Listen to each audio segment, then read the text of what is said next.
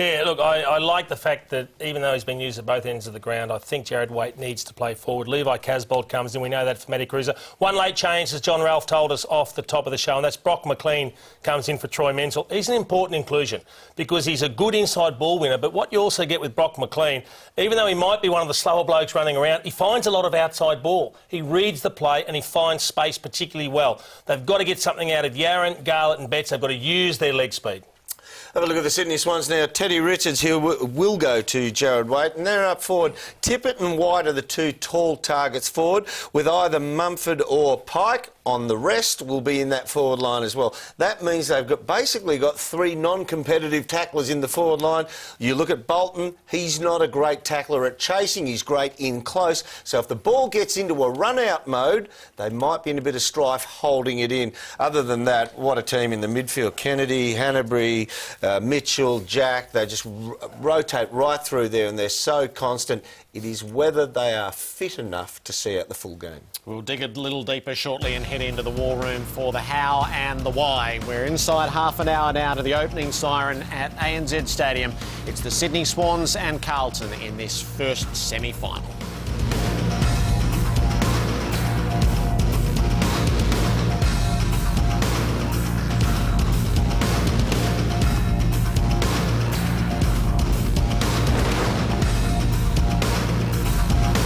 The scene is coming together in Sydney for this most anticipated of finals. The Tissot countdown clock has us inside 12 minutes to the opening bounce of the Swans and the Blues. Tomorrow night here on Fox Footy, it's live from the Royal Exhibition Building in Melbourne. AFL 360 and on the couch, and in the middle, the All-Australian Awards night as the Team of the Year is unveiled. The 360 and couch teams come together to grill everybody about it. The history of these two teams, Gerard Healy was part of this in the qualifying final of 86, but Stephen Kernahan led the way with 5 goals as the Blues prevailed by 16 points. Fashions have changed a little since. Well, round 11, 1989, a match that was memorable for a very forgettable incident. Greg Williams smashing and breaking the jaw of David Rhys-Jones. Very much worse for wear. A match that they won, but both players missed the next 5. And then in the elimination final, some 21 years later, Kieran Jack showed his rugby background on Chris Judd. A seesawing battle. O'Keefe puts them in front late in the match. Henderson gave them a glimmer of hope. He kicked a late one, but it was the Swans who hung on to win a 5-point thriller. And Paul Roos's last win as a coach. Round 6, 2011, it was a night of royalty and the wedding between Kate and William, but Chris Judd proved that he is royalty down at the Carlton area of the state, and he, in his own right, stood up to take the crown. 33 disposals and a best on-ground performance. Round 14, 2013, bucketed down with rain. It was pouring, and the Swans, low-scoring game with 64 to 43. Tommy Mitchell actually set him alight and on his way to AFL football, and Kirk Tippett kicked 2 goals. His second game with the Swans. It rained like the world was going to end that night. There's no such problems tonight. The Blues are out first. How did they get here? What could they make of it? Momentum within a final series. They'll believe and they'll challenge everybody else to believe as well as they take on the reigning Premier Sydney on their home deck. The Swans, well, can they rebound? Can they push back? Can they harness the anger that they felt last week at the end of it all and ensure that they don't go out in straight sets and march on to Perth and see if they can unsettle the Dockers, keep the premiership defence alive?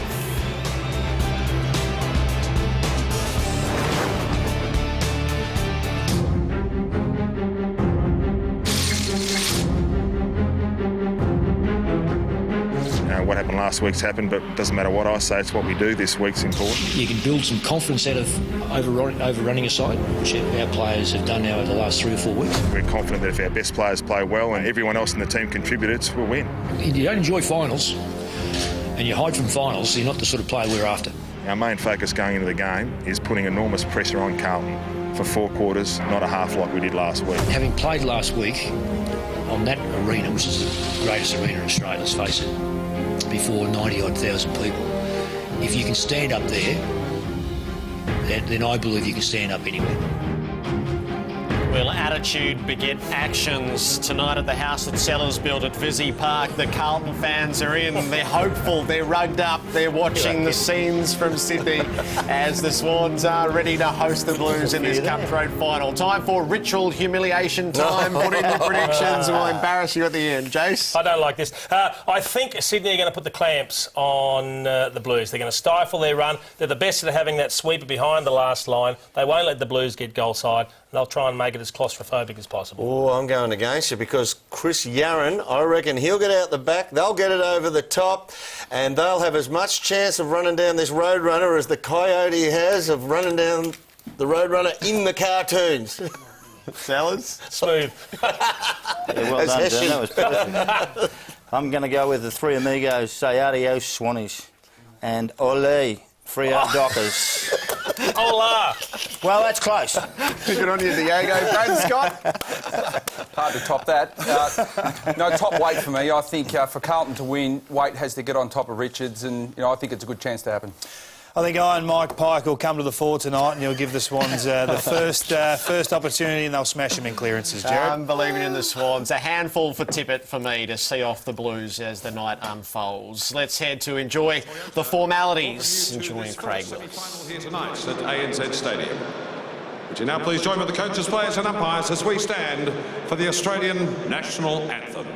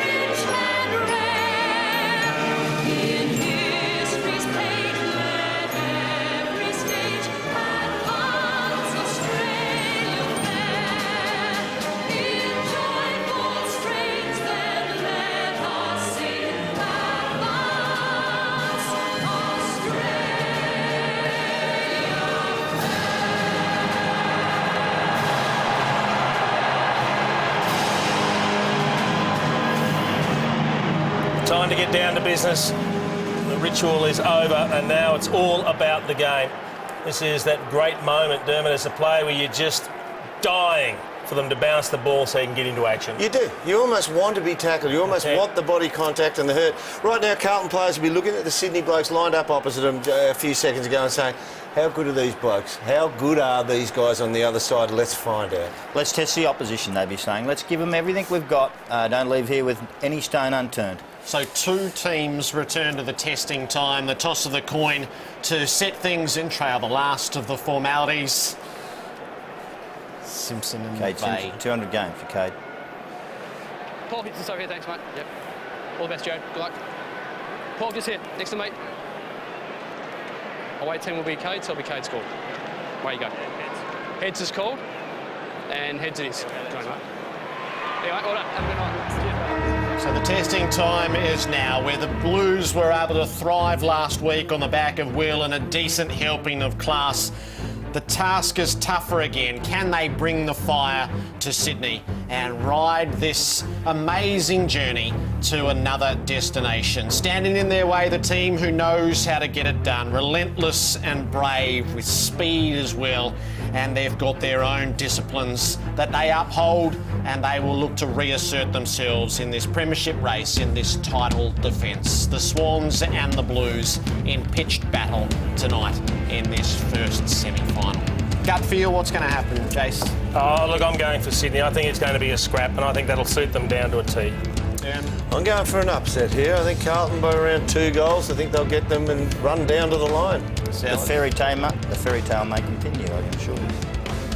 How vital these opening 30 minutes, given all that we've spoken about? Most important for Carlton, I think, because if they give Sydney a start, Sydney won't let them come over the top of them the way Port and Richmond have. I reckon Sydney are going to get a start anyway. I think Carlton will still believe, depending on how big that start is, Jason, at half-time, is how much belief they'll have coming home.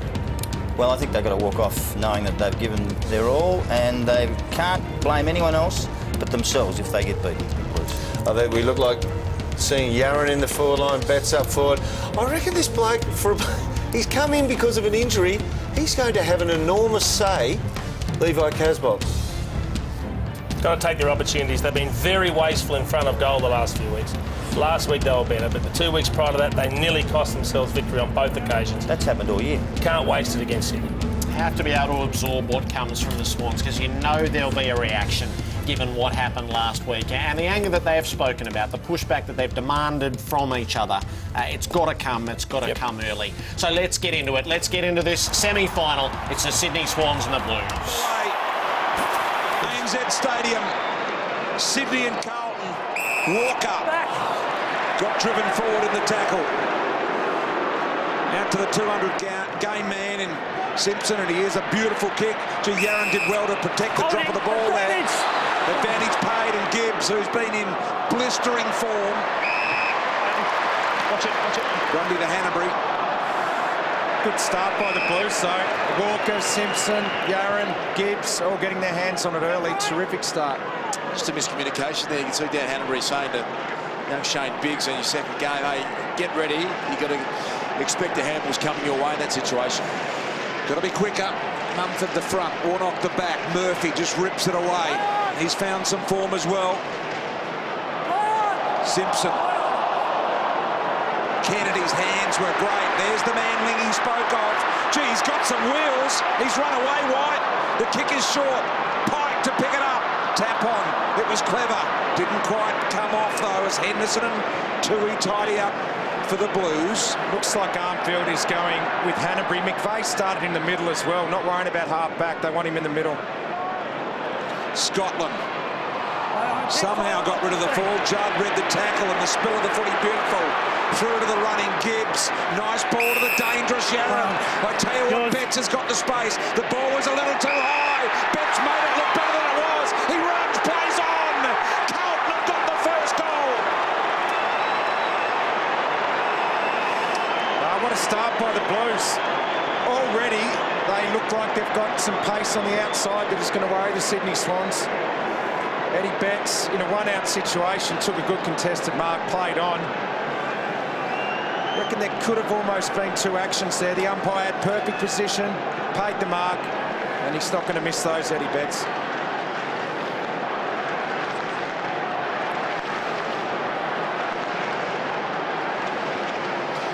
Cracking start for the Blues here, Eddie Betts. It was a push in the side, Richo. Yeah. Personally, and I think you'll feel the same, I love that that is not a free kick. It's the side, it's a test of strength. It's in his chest too. But occasionally they get paid, so let's hope that's the tone of the way it's going to go tonight. Absolutely, because it wasn't the greatest kick. It was just a little too high on him, but he did really well with the body positioning. Here's Pike again, attacking the footy. As time does it himself around the corner. That's a great spot-up kick. Got it in the right position with Tippett. O'Keefe with just a little fumble. Jambas is in there as well. Tackled by O'Keefe. Took it away from him. Stole it, O'Keefe, and then Jamison said, no, you're not, mate. I want it back. It's like Bryce Gibbs is going to follow Josh Kennedy around. That'll be a great matchup. Gibbs playing a lot more midfield, and he's had a great fortnight, Bryce Gibbs. Quick one out of there. Jack gets Sydney's first goal. What a year that man on screen there has had, Kieran Jack. Just a complete player now. Kicks goals regularly. One of the great tacklers in the game. He's tough. He's a hard runner. He's the epitome of what Sydney stand for. He was really strong last week when a lot of his teammates had quiet days. And perfect response there. Kieran Jack, who's turned himself into one of the elite players in the game.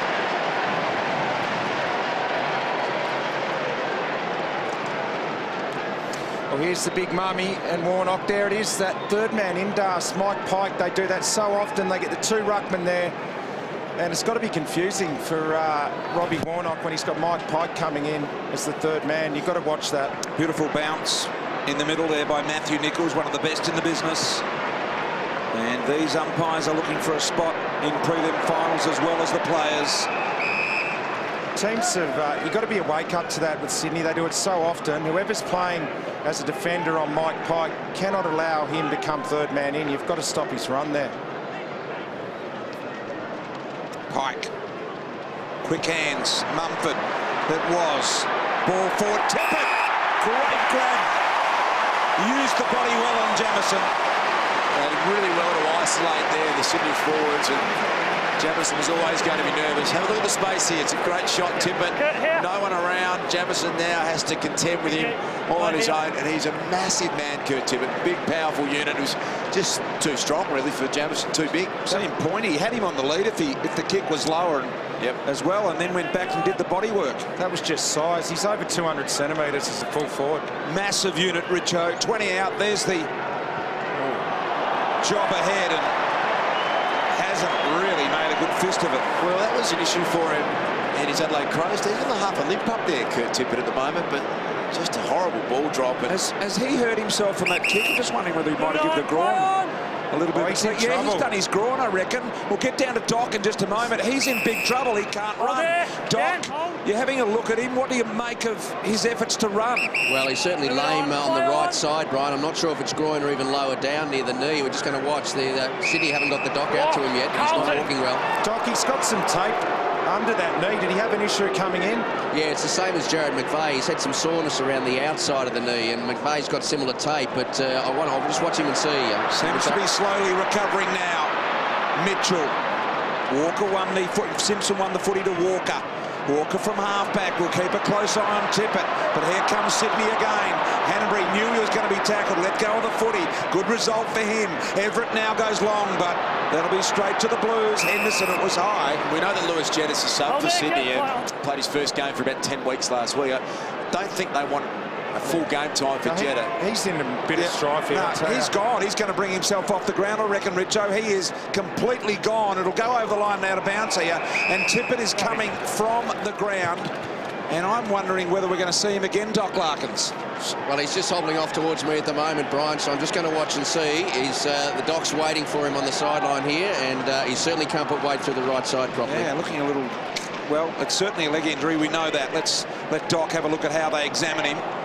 And we'll go down for a bit of diagnosis. Here's Hanbury again in the middle of it, very courageously working back under the footy. Kennedy, brilliant handball when there was pressure coming at him. Gives it on to Rampy. Rampy's kick not so good. Simpson read it brilliantly off half-back. The counter-attack slipped over. Little ball out here now comes to Judd. Met it beautifully. Was that a throw? Umpire said no, it's okay. Tui, Pike, little poker by foot. McInnes hasn't got it. Holding the man, Carlton. BT, you can see a few players. You see Kurt Tippett limping there. We'll get down to Doc in a second. You can see a few players slipping over at the moment. There was a game of rugby league here last night. Very wet out there. Parker, right foot snap, gets it working end on end. Can't get any better than that. Well, it's a horrible turnover there at half-back for Sydney as we see Kurt Tippett still getting some attention, trying to explain what's happened, and I think he's got a bit of a stunned look on his face. Not 100% sure at the moment. But it happened. He sort of was limping before he went into that marking contest, and then when he kicked it, it really hurt him as well. So, geez, in a bit of strife. Well, Doc Larkins, what do you make of it all? Look, they're just looking at that same area. He came into the game with that strapping around the fibula, which is the joint on the side of the knee, and it's just felt it click. So it's an unstable ligament on that side of the knee where the tape is, and Dr. Gibbs is just checking it again now. He's really sore on that lateral side. Okay, so we've narrowed it down to that area. Out of the middle, McLean, who's back in the Carlton side, was named as an emergency. They've decided to go with him. And why wouldn't they? He's been in fine touch this year. White, clever knock, Melcheski. Half-back, beautiful little kick. O'Keefe presenting up. He goes wide, finds an opportunity. Bird's able to get it and go. Back part of the square, long direct kick. Nicely measured to Cunningham. He plays on. Mumford didn't expect it was going to come his way. I'll tell you what, Mumford, his run and spread then from that stoppage at half-back. He ran Warnock all the way into that forward line. There's Lewis Jetta. He might have to start getting warm. Yeah, if I was him, I'd be getting off the seat, Richo. And just starting to get a little bit more active because I've got a funny feeling like you. Robinson marks off half-back. No one deep, so he has to run and carry here. He's got running support either side. Goes to Waite. Waite stops props. Back inside if he wants. That kick won't be 15. Umpire says play on. Digan didn't hear the call. He certainly threw the footy. Should have been a throw. Curnow, long ball without direction, Melchesky. Yeah, it was a real panic kick from Ed Curnow. The Swans got numbers back, but he just had to have a bit more composure there. Curnow will keep updated. Doc will be all over it, but the big story, Kurt Tippett struggling on the bench at the moment still. Cunningham, a long footy there on the head of Mitchell. Tidied up here by the Blues. McInnes to Warnock. Warnock again, so they are kicking in with just a little bit of panic rather than composure at the moment, the Blues. Here's Cunningham, young in terms of games. Just his 5th game of footy, a young man. Some dangerous handball here. Get themselves out of trouble momentarily with a nice ball to Jack, who worked hard. Hey, Lingy, we can see Ed Curnow on the mark there. He's got the job on Jack. Yeah, he certainly has, Richo. He's done the run-with role for Carlton the last few weeks and done it very, very well. So he's got the job on Jack, and so important for the Swans. But Jack has been very good at the start of this game. Everett already got a goal. Jack in this one here. Tui knocked down. Crumbs again. McInnes went straight back into trouble. Now Tui's under enormous pressure, but he ducked all oncomers. A bounce through traffic. Draws weight to the footy with a beautifully placed kick. He was playing for the free. Umpire said no. Walker now. A nice little chipping kick into Yeren. He'll want to go. He does. On to Scotland. Hammers the ball. No, it was Tui. A long ball to Betts. Tui to Betts, and Betts couldn't get this one. Let's get quickly back down to Doc. Yeah, a lot of discussion with Kurt Tippett about whether, look, it's the fibula joint on the side. He's got nerve pain going down the outside of his leg. If they put a jab in that, he might lose feeling in his foot, Brian. So there's a real dilemma how to deal with this pain. Yeah, it's a massive one, Kurt Tippett. Small forward line for Carlton at the moment. It's Yeren, it's Betts, and it's Jeffy Garlett. They're the 3 deepest with Judd, so they're really throwing something different at him. Once again, Carlton just kicking it around the corner without a look there, McLean. And they're just a little panicky by foot going into 50 at the moment, the Blues. Yeah, Chris Judd spending a lot of time inside forward 50. I've got a feeling as the game goes on, he's going to spend more and more time on the ball, as he did last week. Spent time forward early against Richmond. So Doc says a dilemma on the bench. We'll keep you informed with that one. It's a big one. Kennedy onto the running Jack. Have a look at how Rahadi's run here. Gee, he was away. There was no one between he and the goal. He'll still get an opportunity. Great handball out to Mitchell. Mitchell can go, but he's offline, out of bounds on the full. Let's get back down to Doc. What can you tell us, Doc?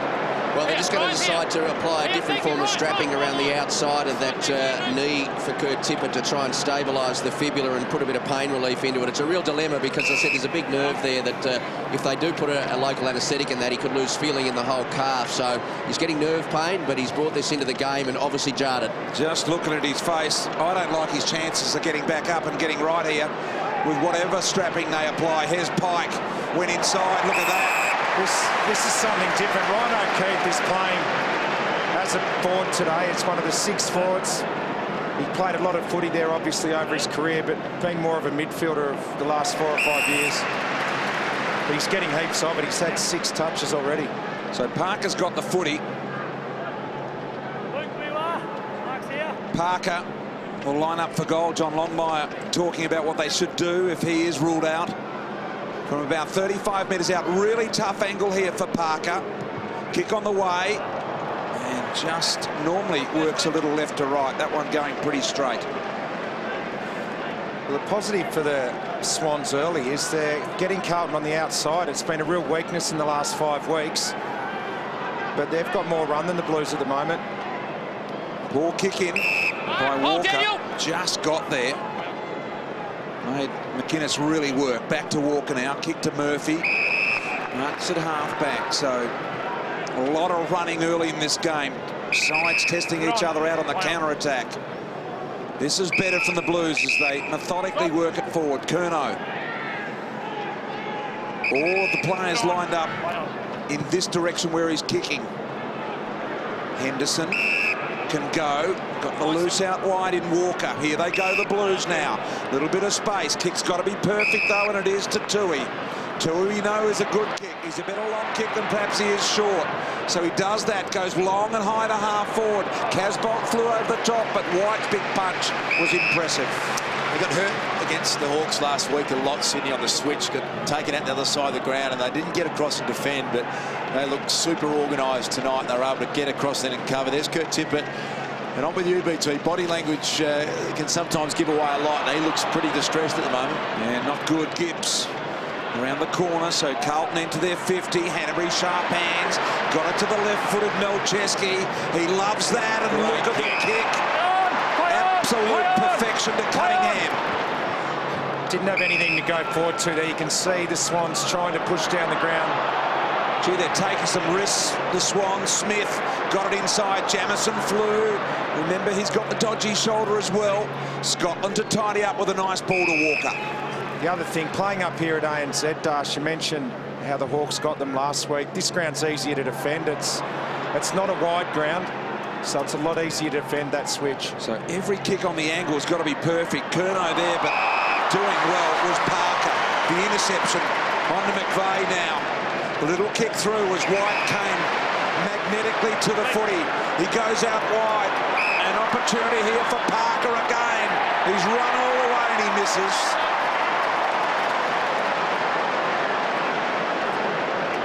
A big 5 minutes. Luke Parker, high quality player, runs hard and really getting involved in this first quarter. Gee, that's another risky kick. Judd just got a fingertip on it before it was over the line. Well, all the Swans, big names, Hanbury, O'Keefe, Jack, all getting plenty of the footy. So far, Gibbs, Murphy and Judd haven't been able to have the influence they had last week. Warnock the front, Mummy the back, McVeigh, volleyball, Simpson inside the centre square. Little handball from Biggs to Rampy. Turnover, Betts gets excited about a little ground level footy. Biggs made a little bit of ground on him, but now they have to go. The Swans back in defence. Grundy is there, so is Richards. Richards is able to run. That is a magnificent kick by Teddy. Low and hard to Everett.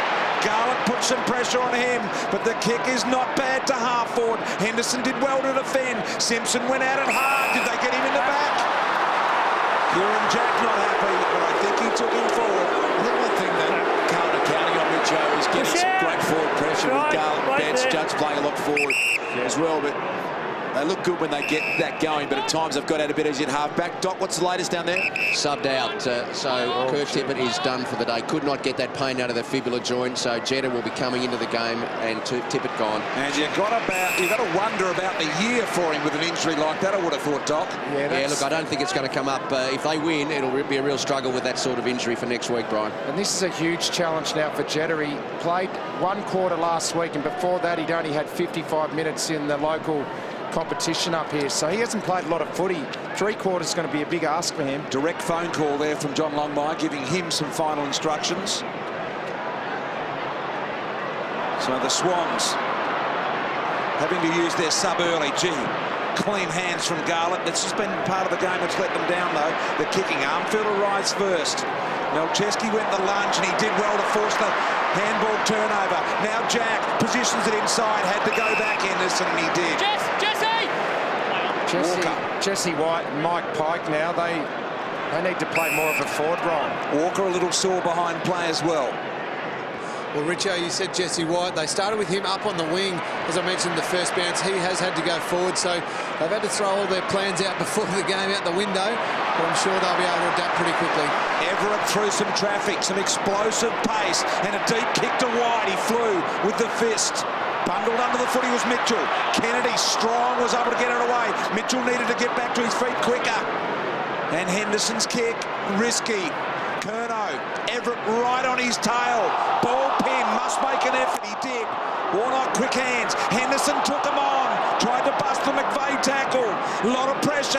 Another injury in this game, we believe, as McLean handball to Gibbs. Just turns sideways to Jack and relieves the pressure. That's Tom Mitchell in the right corner of your screen there, and he looks in a real bad way as well, so massive.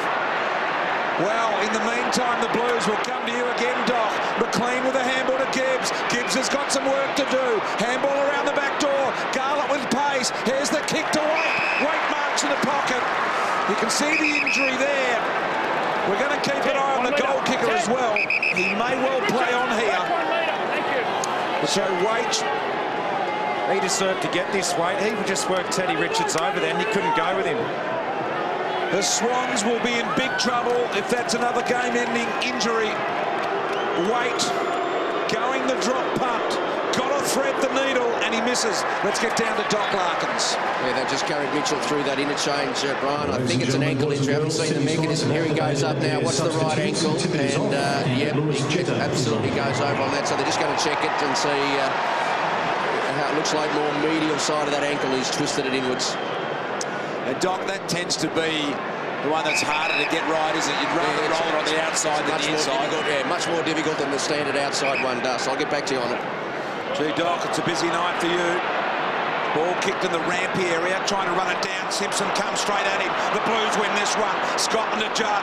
Shark there by Hanbury. Got the give and go. The little spinning pirouette was very nice. Rampy had a touch of the fiddles there. Gave it back. Hanbury's kicked down low. Pike couldn't bend. Henderson tidies up at half-back, and the kick wide to Robinson. Now, he's got to gather here. He ran onto that ball pretty slowly. Kick was ordinary as well. And that's almost a throw from Jetta, the sub, who's been activated. O'Keefe, now McVeigh, looking to go down the line. Parker got rid of his man. Carlton! Illegally said the umpire. The counter-attack's on here. Simpson to Walker. They work well together, these two. Nothing here for Walker, except the little chip over the top to Henderson. Henderson able to go, but he stops. Move it on! Play on! Frantic. First quarter. Injuries galore for Sydney. Richards flew without success. Waite turns on a threepenny bit, faces the goal, and Carlton have got their second. Hitting back at the Swans. Oh, what a great goal by Jared Waite. Such a mobile forward. And there goes Mitchell. Look, I think he's going to be out of this game also. He is really, really sore, and that's huge. Massive loss to be one rotation down. Yeah, they'll take him downstairs and try and get him sorted out, Richo, but he's going to really struggle as well, Mitchell. There you go, Doc. Thinks that Mitchell is in a lot of trouble as well.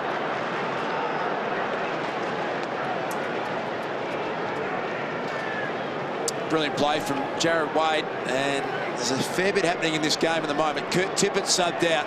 Jetta comes in as a sub. Tom Mitchell's gone down to the rooms. Doc Larkins will be all over the outcome of that. But suddenly, Sydney have absolutely got themselves in a bit of trouble. Judd, clearance out of the middle. Dygan underneath the footy. Garlick through. Did well Everett to hold him up. McLean kept it rolling forward for Judd. Judd here now. Kennedy all over him. Didn't give him an inch. The troops arrived. Here's Yaron. Did well with a little handball there as well. Bird was there. And Dygan took his feet. Correct call. Time back on. Good call from the umpire there. Move it on. Play on. Melcheski landed heavily from that attempt, just knocking the wind out of him. Robinson, McLean, a little slow. Just got the kick away. Hanbury's cut a lot of work off his handball. Partially intercepted by Waite. And a free kick will go the way of Biggs, head high.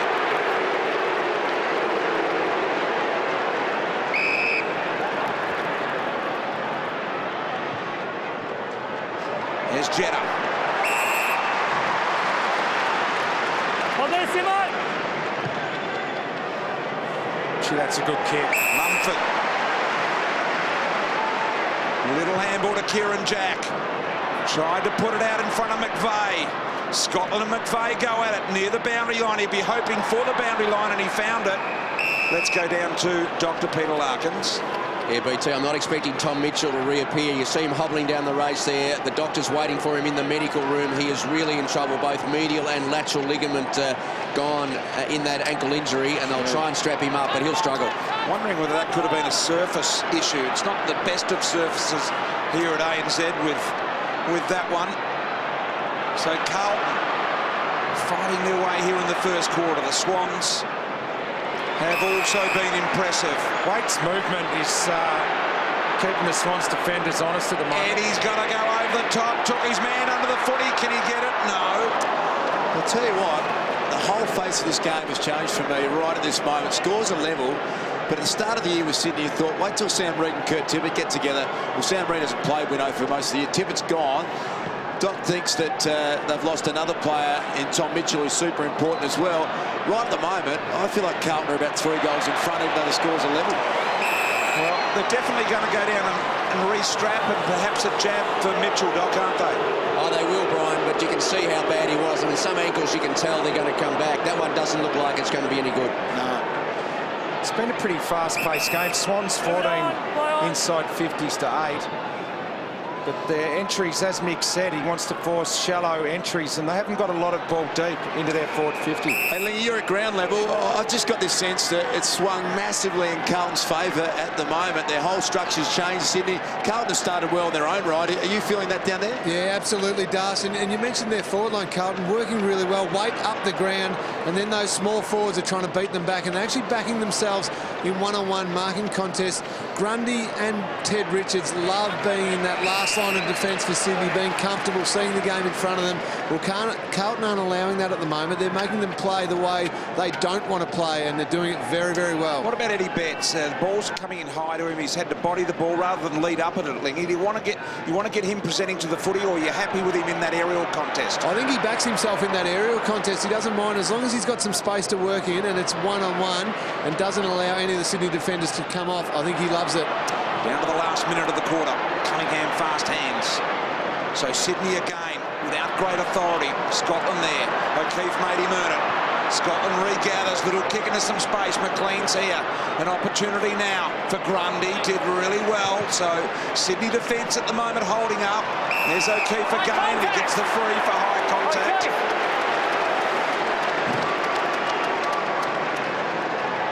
The biggest thing in this game, obviously, with 2 players out, the Swans struggled after half-time last week to run and carry, and they're already 1 rotation down halfway through the first quarter. Mumford, big ball, Pike's there, Warnock with him, had to play defender this time and he did it well with a huge fist. Gibbs through traffic, little handball back out to Henderson. We've only got 20 seconds left here. They need to be tight, the Blues. The Swans are looking for another one to finish the quarter off. Mumford with the tackle, did he get rid of it? Well done, Big Mummy, got the handball to Bird. Sydney can score here, 10 seconds they've got. White did well, kept his feet, handball, 4 seconds, got a kick at Jude, and he does. What about that? Right on the siren. Jude with a little manipulator. It was magnificent. And the Swans fans stand and applaud as Sydney lead by 1 goal here at quarter time, and Mick Malthouse absolutely furious. Injuries galore. Stay with us. We're going to bring all of the news to you on the other side of the break.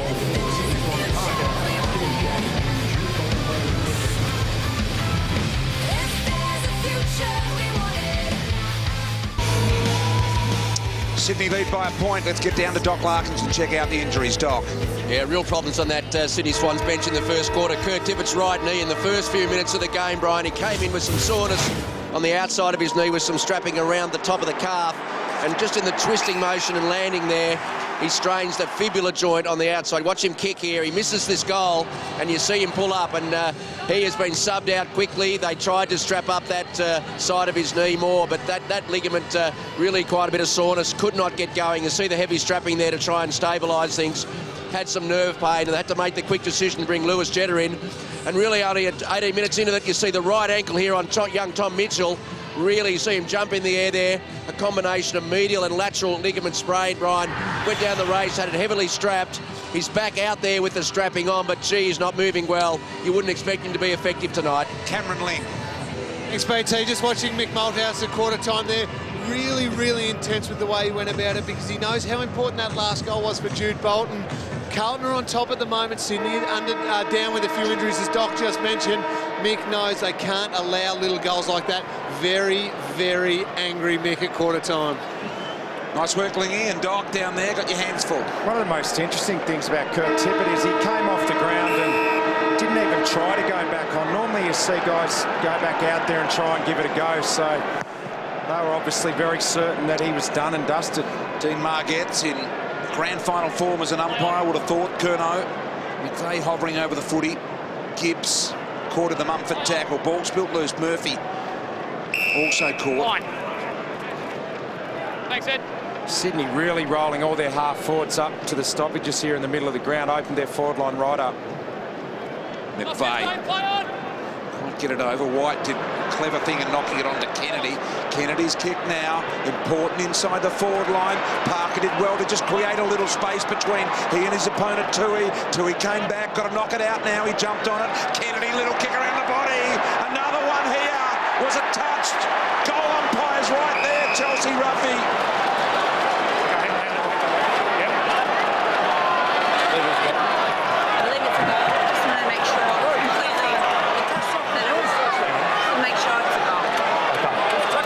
Here or back there? Score review. Umpires call this a goal. We want to check if it's touched off the goal line, potentially even touched off the boot. Still underway. No, Chelsea thinks it's a goal. No. Yeah, well, that's what I've asked for, yeah. No, back here. They're going back here. I understand. No, but they're reviewing the wrong one. I see can I do both. Are they checking that one? We're checking both. Okay. That's what it's for. You might as well just have a look, yeah? Hard to see if there's much on that one. If it's open, it will be a goal. So, is there a touch there? And then is there a touch by, I think it was Simpson on the goal line? Really hard to see. Well, you couldn't disallow from that one. Vision inconclusive, umpire's call. All clear, goal. So that is a Kennedy goal. Sydney 2 in a row now, lead by 2 goals. Well, that was a good piece of play by the Sydney Swans. They rolled all their half forwards up to the stoppage, got numbers around there, had an open forward line. They got it in there. Parker forward at ground level, kept it in, but then Kennedy pushed down a good 80 metres to get down and have that shot on goal. So that was just good work rate from the stoppage and follow up. Yeah, they are really working that open forward line, which really well. Their half forwards, as you mentioned before, getting up the ground. It's a different setup, though. Mike Pike is their genuine full forward on Jamison. Lingy, what do you make of the ground tonight? Is it shifting a little out there, do you think? I'd see some repairs at quarter time. Yeah, it is a little bit, BT, certainly. And it's quite dewy out there as well. I've noticed a lot of players slipping over. I reckon a couple will change their boots throughout the game. It's not in outstanding nick, but it's not too bad. It shouldn't play too big a part in the game. Yeah, some saying a little rough. Getting a few messages through. We had the South Sydney Storm game here last night, BT. Yeah. Historically, they've had issues here at ANZ Stadium. The players haven't liked it at all in the past. They have fixed it up, but maybe the game last night. There's Tommy Mitchell waiting to come back on. In discussion, earnest discussions with the doctor there. Betts went without it. Mumford now an opportunity here. Kennedy, little kick. McVeigh fighting hard in close. Warnock, the big man, unlikely guy to get it out of there. He did. Advances it forward for the Blues, but look at the Swans desperate, and Richards able to concede the goal. Doc Larkins. Yeah, I don't think Mitchell is going to move all that well. Curnow also limping for the Carlton Blues, and the physio on the way to Curnow, but Mitchell, I think, really in trouble. Gee. What happens if Mitchell can't play, guys? What does that do for City for the rest of the night? Well, they're down a sub who's been activated. Now they're down a rotation. So we know in the modern footy how much you like to do that. To me, it's a serious advantage to Carlton. If they can stay with them and be in touch, I think it will play a part at the end of the game. Well, we'll have to check on the numbers now throughout the night, but you would think Sydney would have far less rotations. Has to take a toll in a high-intensity final late. All right, here's Rampy. At half-back around the body. High ball. Pike quite timing his leap there as McGuinness, a little stocker off the ground. Gibbs, McVeigh beating the ball. Beautiful handball by McVeigh to Hanbury, Hanbury to Parker, and now back to the man that started it all. Gee, it was quick hands, clean, magical stuff. Grundy, sent half-back, just got rid of it in the nick of time to Jack. Jack wanting to draw the player, couldn't do it. Judd was aware of that. Kicks it in the arm field direction. Dropped the mark he probably should have taken. Oh, McVeigh with a no-looker. Magnificent stuff to Melcheski, who missed on the kick. BT, I reckon what you'll find too is that the key Sydney position players, the talls, they just won't rotate at all. They'll have to go back to purely almost basically playing 100% of footy. Great crap by Mark Murphy there, but it means the Sydney midfielders will do all the rotating, so the key position players will have to share a massive load tonight. That's why Cameron Ling's with us, Stars and Richo. Hey, Lingy, while we've got you there, how's the Murphy-Bird matchup been? Yeah, doing quite a good job, Bird.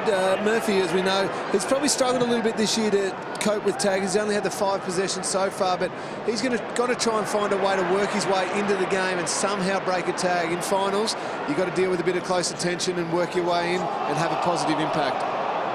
Good handball out the back, come to Gibbs. He and Scotland fight over who's going to pick it up. Gibbs got one high. I tell you when it's not working, and that's Dan Hanbury. Armfield's got the roll on him, and Hanbury's had 14 possessions already. High footy. Warnock got blocked in his run.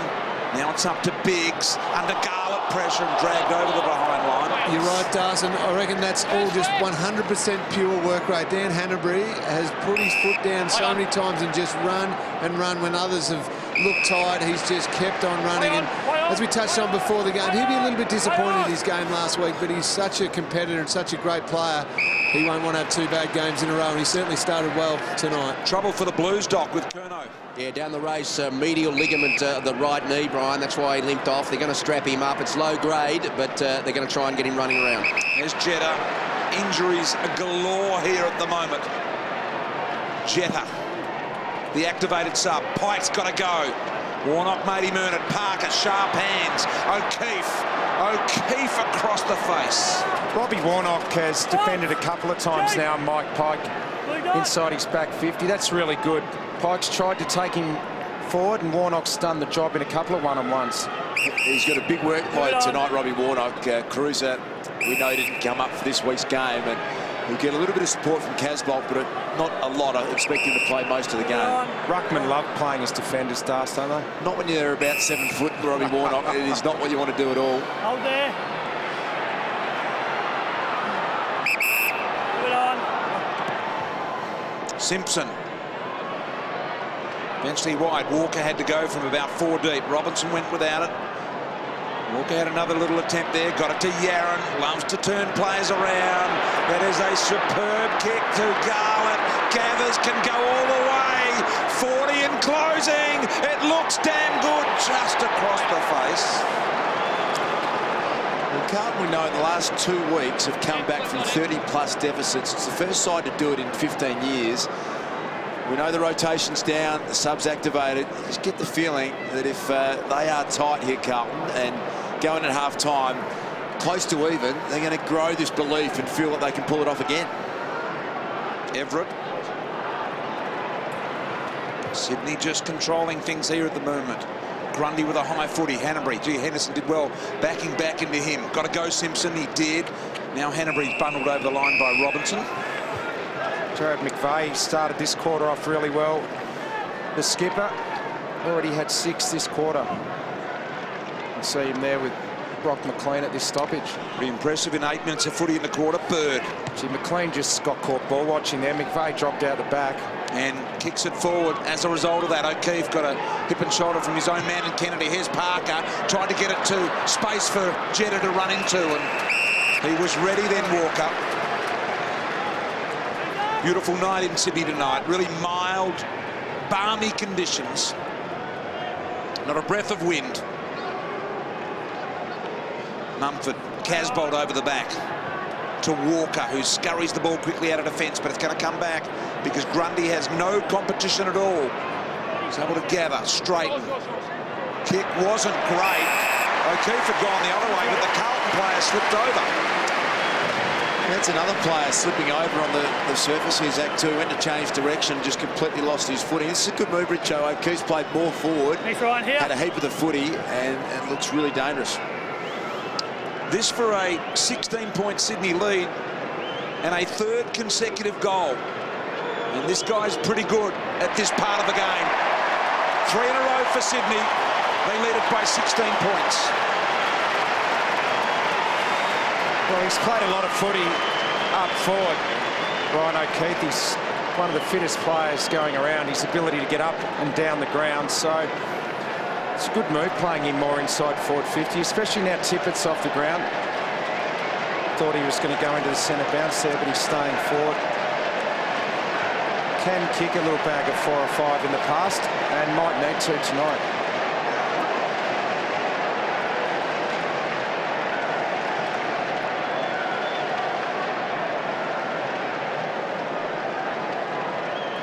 Doc Larkins.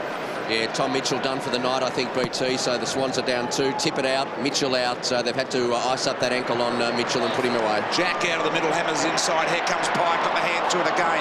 It was well done by Jamison. Had Parker a little high, and he poked it out and found McVeigh.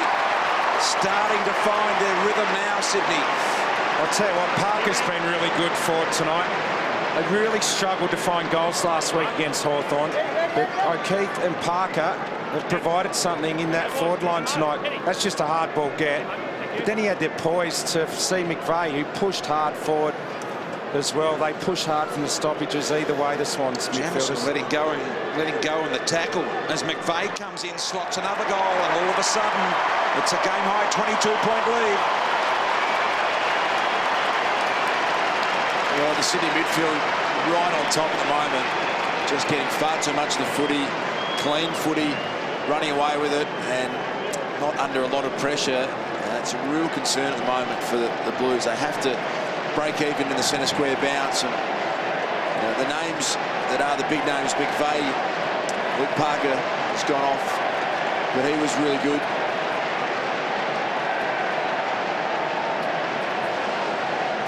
This is the centre bounce here, Jared McVeigh. Just beautiful little handball to Kieran Jack, but look at the work rate then. He just takes off forward, pushes hard from that stoppage on Eddie Betts, works in and gets the mark and goes back and kicks the goal. That is just outstanding work rate for Jared McVeigh. 14 possessions already in his first goal. He started really, really well. Very impressive vision there, Lingy. Showed it magnificently. Judd out of the middle is going to have to get things wound up for the Blues. They're just losing a little contact here. Smith with a kick that lands out of bounds on the full. Yeah, it's the Sydney midfield doing all the damage at the moment. Lee pointed out Hanbury's had a heap of it. McVeigh, Luke Parker has been great. Kieran Jack and Kennedy, they're way on top of the Carlton midfield. See, McVeigh claiming he touched that chest mark by Robinson. Robinson will go back and take the shot. Within his range. 45, 46 metres out. Desperate need. They haven't kicked one since the 19-minute mark of the first quarter. And here we are, 12 into the second, Carlton. It was a nice kick by Heath. Scotland had to be absolutely perfect with McVeigh dropping back. Reasonably kickable here. For Robinson, comes in, gave it absolutely everything, just fading a little left. Doc Larkins. Yeah, Curnow out, boys. Subbed out of the game, right medial of his knee. So it'll be Tom Bell coming in. So already both subs out of the game. Curnow with his knee gone. Gee. Horrific news here from ANZ Stadium for both sides. So that just helps Sydney out a little here now. Now White. It still gives them that extra rotation.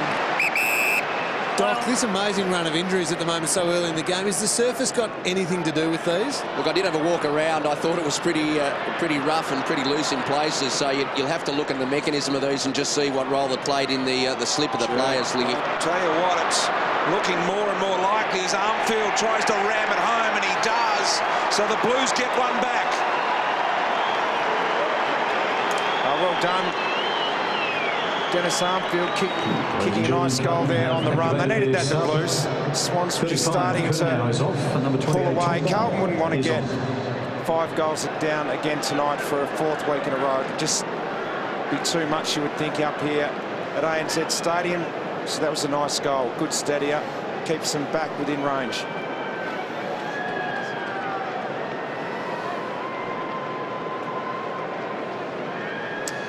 Well, Dennis Armfield needed this. He kicked a nice goal. He's only had 3 possessions, and he's had the one-on-one role on Dan Hanbury, who's had 14 touches, equal leading possession gather on the ground. So there he is on the wing on Hanbury. Really needed a goal to get himself back in the contest. Armfield.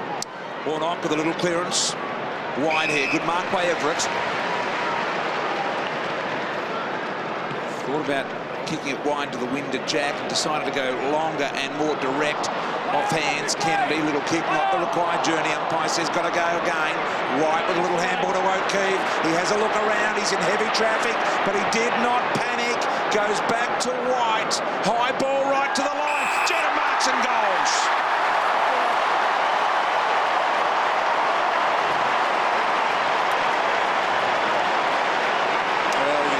fury in Mick Moldhouse's eyes there. And Andrew Walker might enjoy seeing that replay. And you get pushed aside by a much smaller opponent. Walker should have the height, the strength. He should have the advantage there every day. 9 centimetres taller than Jeddah, 13 kilos heavier. Shouldn't get pushed aside. This is a great contested mark against Andrew Walker, who you'd think would have had the strength in that marking contest. So a great effort. BT, you'll like his little rat's tail he's got going. Yeah, it's nice work. He ran all the way to the bench after kicking that, Richo, and they set him back. Yeah. Sometimes I wonder about that. You'd use more energy getting there than coming off. Sydney into attack. They have kicked 4 goals to Carlton's 1 in this second quarter, and they are looking extremely impressive here at the moment. As Carlton looking to just regain some sort of composure here at the moment. Everett, who has played well, wide to Bird, and now McVeigh, who has been blistering here tonight, sends this one inside 50. Mumford did well to take the front position, and Jamieson's defensive spoil was great. Well, I reckon a lot of Swans players will get sent back tonight, BT. They're one rotation down, Mitchell and Tippett out. I reckon players will be coming to the bench as they normally would. Yeah, on a rotation. Probably haven't realised yet, have they? Probably going to take some getting used to. How aware are you when you're out there whether a player's been subbed out or not, Rich? I'll get you to come back to that in a moment, perhaps now. How aware are you when players go off? Well, they'd know that Tippett's out of the game, but they've got to be aware that Mitchell has not been on this quarter either. Yeah. Kick wide, here's Dygan, who was electric last week. Gave the Blues the opportunity to win the game. But if I was answering that honestly, I'd have no idea, to be honest with you. Yeah. That was another player slipped over there, Jesse White. He was running in a straight line. No apparent reason why that should happen. No, Das, I'm starting to take back what I said before about it not influencing the game. It's starting to have a big influence. It must be extremely slippery out there. This surface is potentially going to play a part in a crucial time. But Lingy, why? There's no dew on the ground. It's a beautiful, mild night. Rugby league game last night. Maybe the grass hasn't recovered. It's had a history of not being great here, but... Is the grass longer for rugby league games? It is pretty wet underfoot. I don't know what the rain's been like. I think there was a bit of rain yesterday before or during that rugby league game, but yeah, very slippery out there, the way the players are sliding about. Grass is long, Richo, I know, but they have a mower. Yeah, there's McVeigh. They go round and round and cut the grass. Well, I was just checking, BT, you never know. Sure they'd have a mower here. Goes Waite. Richards there. Dygan kept it alive. No, he didn't. But, Brian, if it was wet, they may not have been able to mow it. You don't mow the lawn when it's wet. I think it's been raining a lot up here, but they may have overwatered it after the game last night. I think we're just inventing things now. McLean. Kick inside 50. Almost 50 metres against Robinson there. Nolchesky wanting to go quick. Simpson had to work back, and he did well. Says, come on, come at me. Judd does. He can turn and go, Judd. Lets it rip from 52 out. It's just a beautiful strike of the footy. He misses to the left. Wait, a bit of a collision with the post as well. There's Mark Murphy scanning the mark on your screen at the moment. Inside forward 50. Just really feel as though they need more out of him. Only 8 possessions so far. He's had a hard tag, Craig Bird, but they've got to get Mark Murphy more of the footy. Look at that, Bolton giving it to the faster man. Very intelligent play on to Mumford. He places the kick magnificently for Cunningham to draw him back. Not even Cunningham knew he was going to run to that position. Absolutely spot on, BT, with how you called that. Mumford kicked the footy to where he wanted Cunningham to lead, and that's what the really good kicks to. And the Mummy did it. He saw where the space was, he put it there, and Cunningham doubled back onto it. But that was all Mumford's. Has not kicked a career goal, Richo. Cunningham comes in for his first. Let's see whether the boys know he hasn't kicked the goal. I think they do. His first. Oh, what a great feeling for the young man. First goal in AFL footy in a final. Was brought into the team this week. There's the big Mummy. Forced the ball to ground level. That's where Curno's hurt his medial ligament there.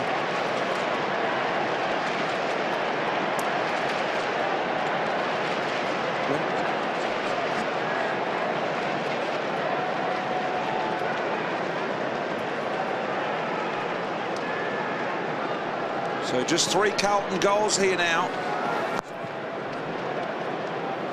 Back in the middle. 5 goal to 1 quarter for Sydney. They are feeling it here at the moment. What's going to ignite the Blues? Jared McVeigh has had 12 possessions this quarter, Richo, 11 of them effective, and it's this midfield which powerhouse of the Swans. It's just way on top at the moment, and Mick Moldhouse will be scratching his head at the moment. He's just got to get his guns. Gibbs, Murphy, Judd, they've got to fight back in there and start winning their own fair share of the footy. Rampy. Well, it's just their work rate out of the stoppages. They're pushing hard forward after they win the stoppage. I reckon he's gone here, Melcheski. Carlton. Sucked it in. Nick Duigan. I reckon he made an attempt to get it out. Nearly impossible, though. But when you see the umpire circling like he did then, you always knew Gibbs from 40 metres out near the boundary line. This would be one the Blues need. What about that? On cue, Bryce Gibbs in red-hot form recently.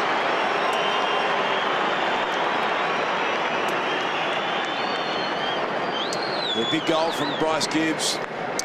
BT's call spot on. He has been in red-hot form. Bryce Gibbs. Consistently winning contested footy and clearances. And been in good form over the past fortnight, but another one tonight. A little quiet. Maybe that's the goal that ignites him right into this game. Sydney by 20 points, Doc Larkins. This is the last contest, Ed Curno's right knee. He sort of hyperflexes the knee and twists the medial side, so you see the right knee get caught under him. It's a part medial ligament, but I reckon they'll be looking for a meniscus problem and need a scan. Boy, Curnow in trouble, gone. Mitchell, Tippett, all with injuries here in the first quarter and a half. Advantage pay, says the umpire. Bolton trying to sweep the footy on. McVeigh arrives. There's McVeigh's spread again. He was the first to arrive at that loose ball. That's just work rate. He's working harder than anyone else on the ground at the moment, Jared McVeigh. Setting the example. That was their trademark all year, Richo. We know they've had a difficult month and they've had a few things not go their way, but for most of the season, the Sydney midfield was the hardest working, best gut running in the competition, and they've wound it right back to their best here tonight, this final. McLean thinking his way through a little bit of traffic there. Bit of a nudge from Richards. Duigan kept it alive. Did well, the young man Briggs to start this, and now he's got an opportunity to finish with Biggs. Out wide McVeigh. McVeigh looking for the little inside corridor kick. Couldn't pull it off. McLean's just got to find a bit of boundary here, but not on the full. Well, we have to say it again. They're just getting smashed in that outside run. Every time you look up and there's a loose footy, all you see is red and white. They run harder to find the ball. They're pushing harder out wide. Their spread's better. It's at the moment, they're going to get smashed to Carlton if they can't find a way to compete in the midfield. Well, they're plus 54 uncontested possessions, and that's unbelievable because in the last 5 weeks they've averaged minus 55, the Swans. That's a huge turnaround. High to the top of the square under enormous pressure as Tui just got rid of it, and legally to Walker. A short little kick. Now the Blues can run. Armfield at 4 stretch. See that? He said go forward with the footy, not backwards. It was a great call from Armfield. It was really smart, BT, and you picked it up. He said, I want you to go that way. Look at the run from Dennis. Oh, brilliant effort by Armfield. Yaron tried to take him on. He just couldn't strip him with a tackle. And the Swans eventually caught up with him. Now McVeigh. Professional free there, but the advantage paid. Umpire lets it go, and that kick is to the safety of the boundary. Lee, a lot of the coaches in their coaches' box have red alarms going off and flashes on their screen that says the player's out of control. I bet you the Carlton box has got lights going everywhere on Jared McVeigh. He's at 15 this quarter. Oh, yeah, I wouldn't be surprised if they make a move pretty soon, fix that up. Jared McVeigh's just been incredible, setting up all their run, all that uncontested possessions, and he gets it again. They've got to do something to limit his influence. Well, 22 for the game. They've lost their #1 tagger, though, in Curnow. So that's who they would have moved Curnow onto McVeigh, I've got no doubt, but he's not out there. So they're going to have to find someone else who can do that role because he can't run around on his own. Sydney by 20 points. 5 minutes remaining in the first half. Biggs. Hannanbury. There's another slip. when there was no real pressure right on him, Richards. Feet just went from under him. Hanbury to Kennedy. Kennedy used that footy well. White was there. He was double teamed, but he's almost got them both licked. Just got out of trouble, the Blues. Henderson and Jamieson. Will the umpire go deliberate here? It's Margetts, and he's very, very officious normally. And he was on that occasion. I can read him like a book. I'm not sure the others would have gone that way. I can't have that, Will. Not when you're kicking it under pressure. 30 metres with a ball that can bounce right, left, north, east, west or south. Carlton, dragged it in. You've got to give the defenders something. They can't touch your arms anymore. Like, God, I hate to be a defender now. You can't do anything. What is going on out there? You wonder sometimes. Judd draws Bell to the footy. He's the sub that's been activated here tonight for Curnow. Richo, you mentioned about the move would potentially be Curnow. I think it's Dennis Arnfield now. They've got to make a move. He's been unable to stop Hanbury. Hanbury's had 18. May as well give up on that one and get him to Jared McVeigh. Strange seeing Mick Malthouse in the coach's box with no advertising anywhere near it. Rampy, just the black background. Inside 50, Walker's got to go. Concedes. So a 21-point Sydney lead with 3 3/4 minutes remaining in the second quarter. Yeah, the work rate's an issue here for Carlton, and you get a good look at it now. Who's running, who's really providing an option here, and it's pretty stagnant, isn't it? There's not a great spread of players. They just look tired at the moment, Carlton. Scotland out wide, kept it rolling there, McInnes. It's amazing, isn't it? We're talking about the Swans losing a rotation, but they look like they've got more run at the moment. But it's about how long they've got the run for, I guess, isn't it, Richo? Well, it's 20 points. What is it? 21 points. Carlton have pegged back 5-goal leads in the last 3 games, so they know they can do it. Yep. They'll have great confidence, that is for sure. They're going to change some matchups at half-time, though. There's no doubt. They've got to have a look at a few matchups. I reckon we've got another injured Swan here. Rampy looks like he's really hobbling on the bench. As Smith goes forward, Walker. Can you get a look at Rampy there? Look at the limp up he's got. Have you got any idea what happened to him? No, I haven't seen the incident. He's walking very, very heavily, favouring the right side. So I'm going to watch and see what they check for. Might just be a cork, hopefully. McLean forced to kick around the corner at half-back, and he didn't really want to do that, but a fumble from Jacket gives the Blues a little opportunity. Now Grundy, a couple of fumbles for him as well. And ball's back, finds Smith. Smith's kick not great. Scotland a fumble as well. Dropped the chest mark in the end, but here they go. Jamieson, can he shake the tackle? He does. Spearing ball, 2-on-1 against Waite, and the front ground level footy player as well in Smith. Look at the numbers there. It was 5-on-1 Sydney's way in that contest. Talk about numbers around the footy. Now Andreas Everett. Down to 2 minutes here. And Tui over the line. Just looking at Mark Murphy. He's gone to half forward. He looks spent at the moment. Yeah, he's coming straight off the ground. He has got nothing left, Mark Murphy. He's been heavily tagged by Bird. Jetta, the other sub that's been activated for Sydney. Able to create space when there was none. That was a hard one for O'Keefe to mark. Hanbury, funny little kick over the shoulder. Deliberate, though, gives Jack on his favoured left side an opportunity. Just short. We've been singing the praises of Kieran Jack. We'll talk about that in a second. Let's get back down to the dot. What's the story with Rampy? Yeah, got a knock on the outside of his ankle. Just iced him up. I think they're just trying to get him through to half-time, so that's not mean night over. There's just outside of the fibula, and they're going to just trying to get him through to the half-time break. He should be all right. 1:29 remaining in the half here. Sydney by 22.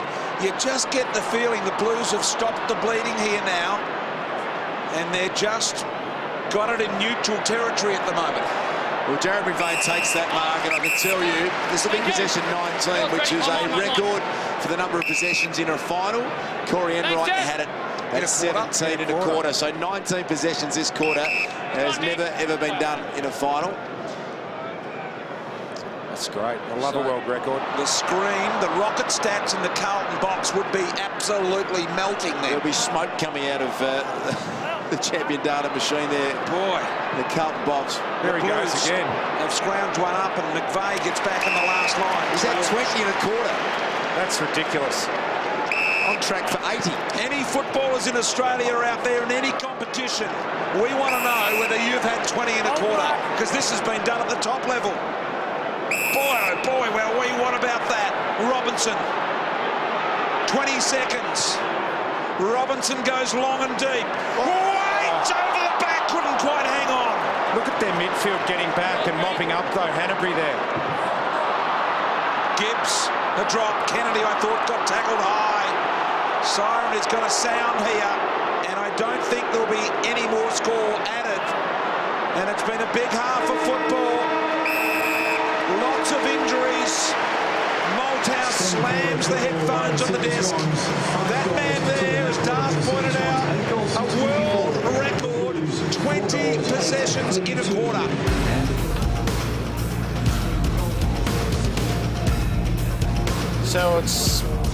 So it's the response that was expected from the Sydney Swans in adversity, an adversity that has grown throughout the opening half, but it's a 22-point lead at the main interval over Carlton. No shortage of drama to be had. Just your Snapchat, your instant thoughts. The walking wounded Sydney, but hanging tough and making life really difficult for the Blues.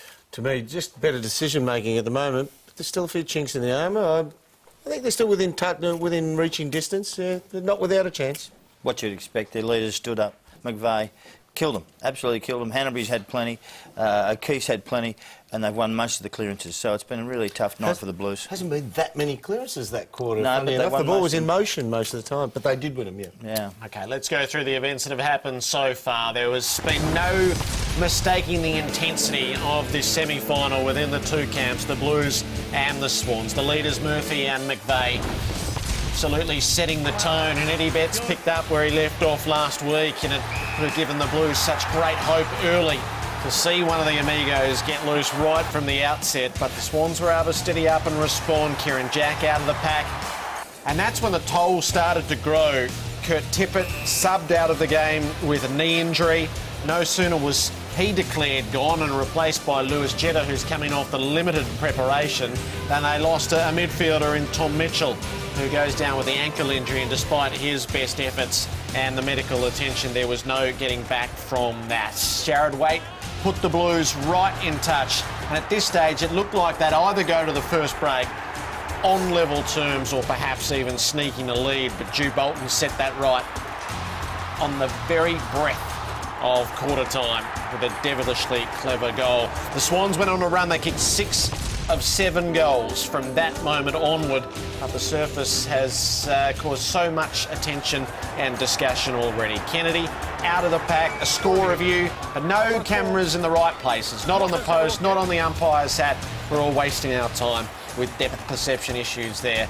Jetta a goal to set up a 21-point lead. He had the better of a physical duel in the goal square, and then the Blues suffered an injury. Ed Curnow, the main stopper, who might have been the man to go and settle Jared McVeigh, he's out of the game as well. So that's the snapshot of it, 8-6 to 4-8 at half-time, with not a multiple goal kicker in sight. No, I think that's the interesting thing. No multiple goal scorers. They're coming any way you can get them. Goals coming at a premium. It's a contested footy game at the moment. Just forward of the ball, Carlton lost their structure for the last 10-15 minutes of that quarter.